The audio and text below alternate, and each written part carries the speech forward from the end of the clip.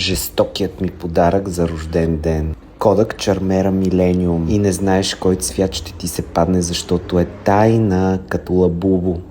А е от серията Millennium, защото аз съм милениал. Много обичам подаръци със смисъл и този е точно такъв, защото обичам да снимам и защото съм милениал, както казах вече.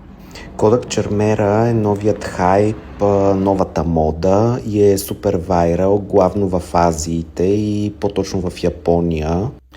А пък името Charmera идва от Charm, което е талисман, и от камера, разбира се.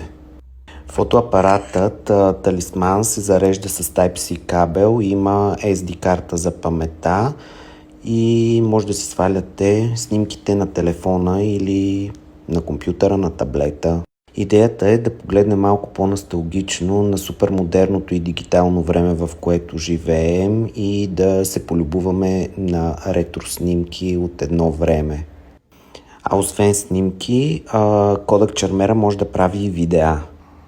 В кутията към камерата има и ключодържател и всъщност най-модерното нещо е да си го носиш закачено на чантата, както съм направил аз в случая. Общо взето същата схема като лабубо манията, само че от Kodak Charmera има много по-голям смисъл и е много по-готино. Другият супер як подарък, който получих за рождения си ден, е колие от новата колекция на Flickr, което се казва Moon Milk и е в любимите ми цветове синьо и зелено, така че ако искате да зарадвате някого така, както ме зарадваха мен, това са две страхотни идеи за подарък и да направите някой много щастлив. Честно.